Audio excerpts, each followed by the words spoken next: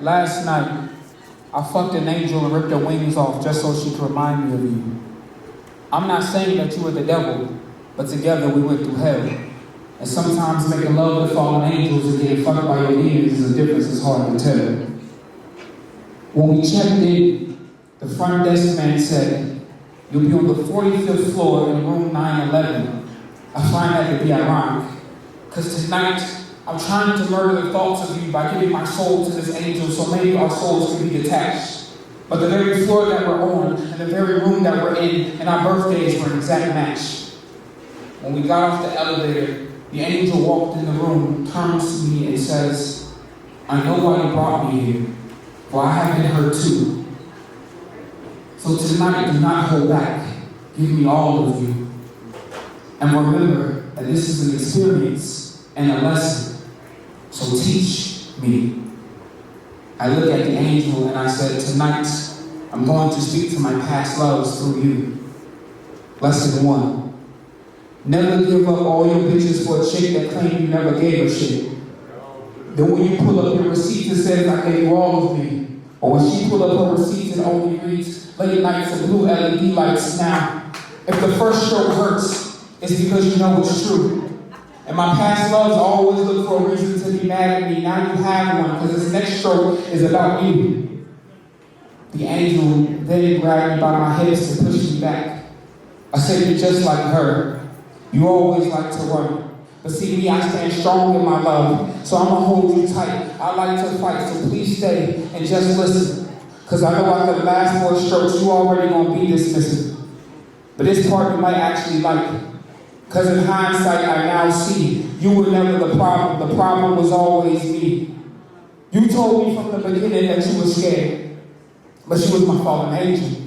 So I thought we could walk through the valley of death and I would have no fear.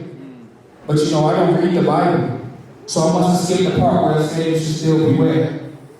I know you had demons in your closet. I just didn't know it could shapeshift into love that was ill prepared." The angel looks at me and says, "I'm going to suck all of the toxic out of you. But first, answer me this. Did you not see the red flags?" I look at the angel and say, "Love is a battlefield." I couldn't see anything until the smoke cleared. Yes, there was a white flag of emotional surrender, and it did have a red hue.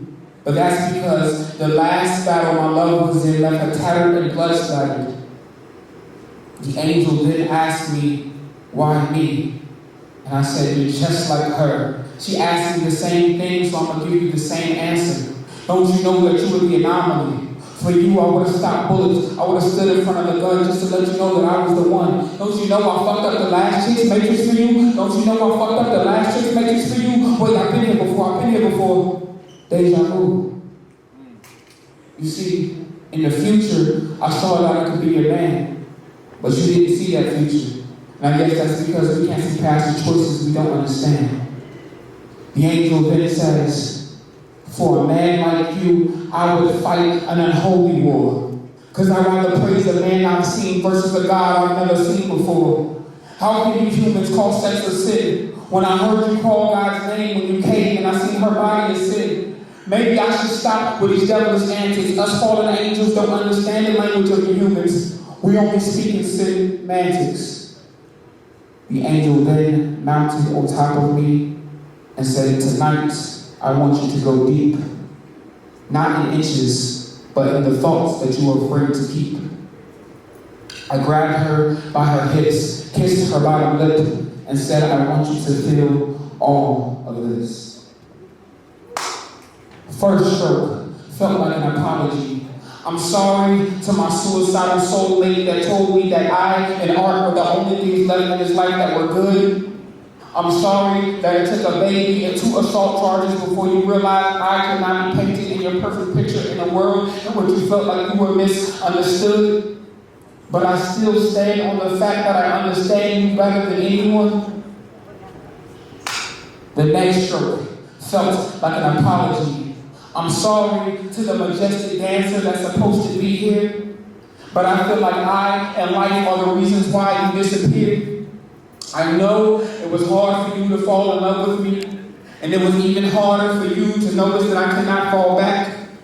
Not only did I break your heart, I watched it burn. But if there's any consolation prize, I and the world have been waiting on your return. The next stroke felt like an apology. I'm sorry for walking in sacred gardens that I had no business being in. You told me if I wanted to see a flower grow, then that's the one I should not pick. So I chose a wild rose, and I did not know I would bleed from its prick. You told me a flower needs a lot of sun. So I'm sorry for leaving you in the darkness like an Arctic midnight. But I love seeing how you have grown, because a true sunflower always finds her way back to the sunlight. The next stroke felt like a thank you. Thank you for being my motivation and inspiration to the first half of this piece. I know what happened between us seemed like it wasn't fair, and you won't believe it, but even then and right now, I really do care. That's why I can say, I hope, I believe, I pray, and I know that you will become everything that you were meant to be. Because outside of Disney, I never believed in magic till I met you, and you truly became magical to me.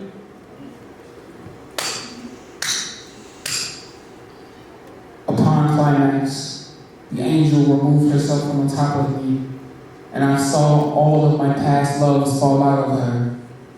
She said, thank you, and I wish you well. I asked her, why was she leaving? And she said, remember, tonight was an experience and a lesson that only you can check in or out of these Heartbreak hotels. Thank you.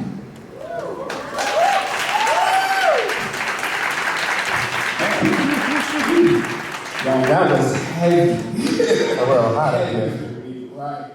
What's up?